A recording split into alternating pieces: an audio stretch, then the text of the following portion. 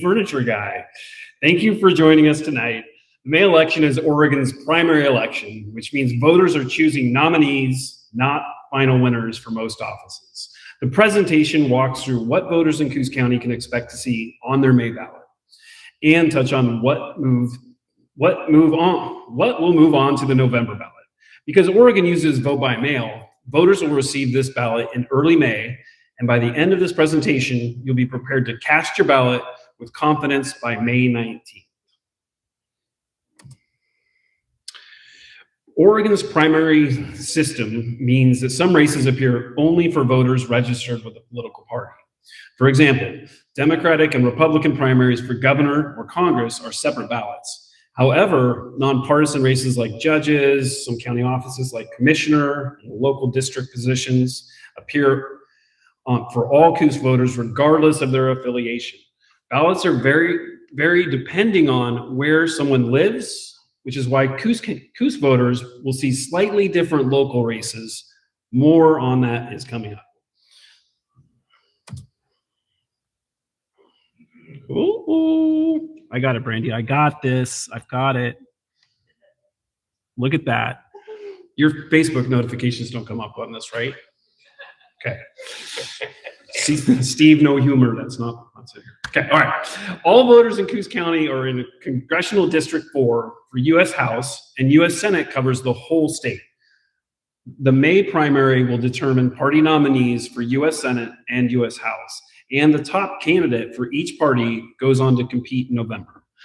Voters are registered with the party will choose their party's nominee, while non-affiliated voters will not see these races at all unless they change their voter registration before April 28th. If you are a non-affiliated voter who would like to vote for a partisan primary candidate, you can choose to join the party of that candidate you'd like to vote for by April 28th, and then the race will show on your ballots. So some races are statewide and appear on all ballots, while other statewide races will only appear on the partisan ballots of each registered into a political party. The governor's race will appear on the May ballot for party voters. The current governor is not being challenged by another Democrat. So any voter interested in selecting a Republican to run in November would need to join the Republican Party by April 28th to have a vote. So an example of a nonpartisan statewide offices that everyone will see on their ballot is the labor commissioner. These lower profile races often receive less attention, but can have significant impact on workplace rules and enforcement. So it's important to learn about the candidates. All right, we have US senators and US legislators, and then we have state senators and state legislators. Am I on the wrong thing? Am I not matched up? Yeah. So it needs to be here? Yeah. Okay, thank you. I'm open for anyone to lend me a hand at any time. All right, for Coos County, we have 2 House districts. So District 1, it encompasses roughly Coos Bay and South, while District 9 represents roughly Coos Bay and North. Our state legislature is made up of both state House and state Senate, but the elections do not occur at the same years. So the last state Senate District 1 election was in 2024. So the next will be in 2028. There are partisan positions, meaning for the May primary, you may register into a political party to vote for any of these candidates. Oops. Okay. Commissioners are nonpartisan county races, meaning all voters see them regardless of their party. County commissioners oversee budgets, departments, and county policy direction. Because these positions are nonpartisan, a candidate can win outright in May if they receive more than 50% of the vote. Otherwise, in the event of 3 or more candidates, the top 2 advance in November. Because only 2 candidates are running for each seat, this race will be decided this May. Brandy would greatly appreciate your votes, and all your family members and anyone else you know that can share her. So, all right. Ooh, fun. 3 candidates have filed for Coos County Clerk, making this an interested race in the May primary. Because this is a nonpartisan position, all voters will see this race, regardless of party affiliation. If one candidate receives more than 50% of the vote in May, they win outright. If no candidate reaches a majority, the two candidates advance to the November general election. The county clerk oversees elections, public records, and official county filings, making it a key administrative role in county government. The Coos County Sheriff race is a nonpartisan countywide position that will appear on the Coos County ballots in May 19 for the 2026 election. Because this is a nonpartisan race, again, all voters will see it regardless of your party affiliation. There is only one candidate. They show up on the November ballot, but if there are two, the one who receives more than 50% of the vote wins in May. If there are three candidates, only one could win by earning more than 50% of the votes. Otherwise, the top two candidates advance to the November general election. The sheriff oversees patrol, jail operations, emergency coordination, and countywide law enforcement services. We can expect this race to wrap up in May for Coos County. All right, judicial races are nonpartisan and appear on the ballot for all Oregon voters. Depending on your district, these races often have little public attention, but determine who presides over local court cases. Coos County shares District 15 with Curry County, and we have two races on the ballot this year from the candidates are uncontested though. These positions can be decided in the May primary if there are three or more candidates and one receives more than 50% of the votes. See a trend here. If there are two or fewer, the race appears on the November ballot instead. This year, these positions will appear on your November ballot.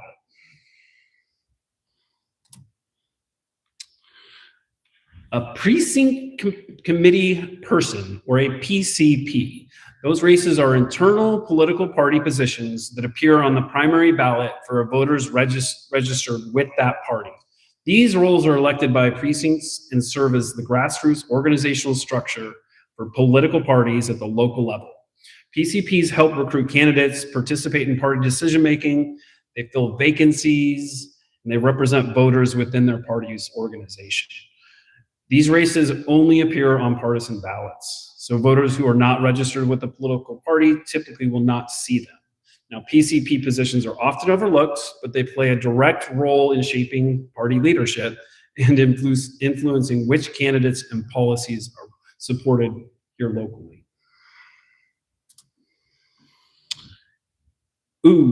So in the upcoming May 19th primary election, Oregonians will decide the fate of Measure 120, which is a referendum that asks voters whether to uphold or repeal several tax and fee increases passed by the state legislature. Stop the gas tax. Triggered the petition to overturn parts of House Bill 3991. The mission focuses on closing a major funding gap for road maintenance and public transit. A yes vote would confirm increases to the state gas tax, vehicle registration, title fees, as well as temporarily bump in the statewide payroll tax to support ODOT and local infrastructure. A no vote would repeal these hikes and keep rates at their current levels. Supporters argue that the funds are critical for bridge safety and highway repairs, while opponents contend the increases are the result of irresponsible state spending, and they demand larger budget changes. Measure 6-229 proposes several changes to how the city of North Bend's charter currently governs city operations. Under the existing charter, the mayor serves a 2-year term. The measure would extend that to 4 years, meaning mayoral elections would occur less frequently. The current charter also uses old city administrator language and does not clearly distinguish operational authority from policy authority. The amendment would modernize the city manager model that more explicitly separates council policy decisions from day-to-day administration. Council rules are currently more rigidly defined, while the measure would allow procedures to be adopted by ordinance or resolution, making them easier to modify. The existing charter provides limited or detailed guidance on filling council vacancies. The amendment clarifies how replacements would be made. Finally, removal of an elected councilor is currently handled primarily through a voter recall process. Whereas the proposed change would allow the city public hearing and then a vote by the city council. These amendments change government structure and internal authority. Measure 6228, it proposes increasing the city of North Bend's existing public safety fee, which is currently charged on a monthly city utility bills for residences and businesses within city limits of North Bend. The city already collects this fee normally through utility accounts, and this revenue helps fund police services, but it does not fully cover current staffing and operational costs. Police funding is currently supplemented by the general fund dollars and other city revenues. This measure would raise the monthly utility fee and dedicate the additional revenue specifically to coverage and response capacity. If approved, utility customers in North Bend would see higher monthly charge on their city utility to provide more stable funding source for police operations. If it's not approved, the city would need to address the funding gap through service reductions, staffing changes, reallocating funds from other services, or proposing a different funding approach altogether.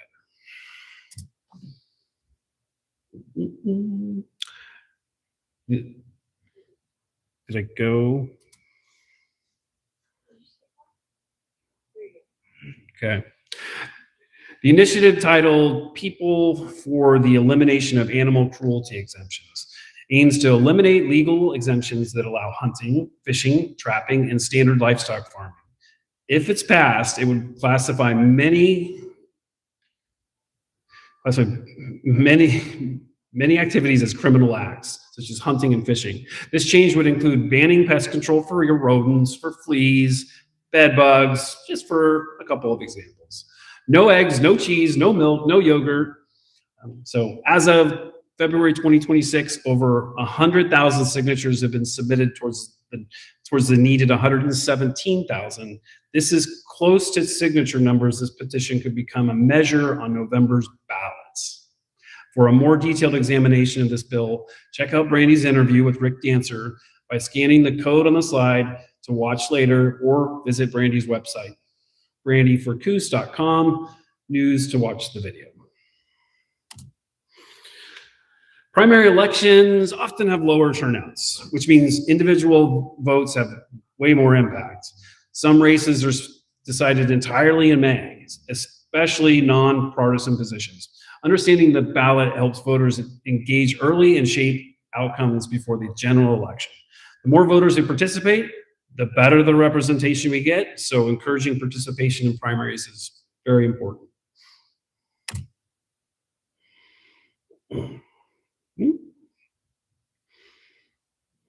It's like auto doing crap. Oh, it's my fingers on your mouse pad. Okay, I might be stuck. Okay. Oh, no, I got it. Okay. Thank you, Joe. But am I on the right slide? I think that one. Okay. All right. Oregon conducts elections by mail, and ballots must be postmarked by election day or dropped off at the ballot box by 8 p.m. on May 19th. Ballots are mailed to every registered voter in early May. If you don't have your May 8th at the latest, you can request a replacement ballot from the county clerk, and your old ballot will be invalidated. Voters can return ballots by mail, but dropping your ballot directly into the courthouse is the most secure trip from your hands to the election official counting it. All right. So encourage voters to check their registration, confirm their address, and review their specific ballot when it arrives. Ballot differences can be significant, especially for local races. And the more you know about what's on your ballot, the better decisions you can make about your political leaders. This ballot includes federal races, statewide offices, Oregon legislative seats, and countywide positions, including commissioner, sheriff, clerk. Voters may also see precinct committee person races depending on party registration, as we spoke about, along with the local measure items that apply to specific addresses. Ballots in Coos County may vary by location, so voters will see slightly different combinations, but each ballot reflects the office's decisions made to the specific to that are specific to that area. Thank you so much for learning about what's coming up on your May ballots. But I'm not done, but thank you. And thank you for dealing. So I wanted to speak briefly because I did get the permission from Brandy to do so. I have known Commissioner John Sweet and obviously lived here in the county while he has been a commissioner. He is a great guy, tons of wisdom, tons of knowledge. And when I first learned that Brandy was thinking about running, and then I got a chance to really learn about what her fundamentals were, learn a little bit about her, how she handles herself, how she communicates. I came along to the idea that she was the perfect candidate to run against John Sweet because she brings, intelligence, emotional intelligence, a background in policy in Coos County, and she has the brain, she has the time, because she literally recognized this is a full-time position where some people maybe don't quite recognize that. This is more than a job. But she has all of those things to do it. And what I've learned about her is her tenacity. And sometimes I think she's going to be a little too tenacious, and she's just so intelligent with how she pulls it back, realizes there's a bigger picture to things, and she works with people to solve things. And so I can see her in this role. And I personally feel that John's time has come, and it's a very good opportunity for Brandy to get elected and have the ability to really do some things for our county, looking at fresh perspectives. And my hope is that if Brandy is elected by the people, that John Sweet, because of the respect the two of them have for each other, John will work with her and be there. I mean, you don't want him just to disappear in the sunset, because there's wisdom, there's history there, and that can always be beneficial. And the way that she's treated this race with him is, I saw a couple opportunities where she could have gotten a little aggressive, for some of the things that maybe John did that were a little strange or questionable. And she chose not to. She's taken the high road the whole time. And so what I see as her being a future leader of our county and a mentor to other people that want to be in leadership roles that have the capacity, that's going to go a long ways. And so I respect her highly, and she certainly has my vote. So thank you.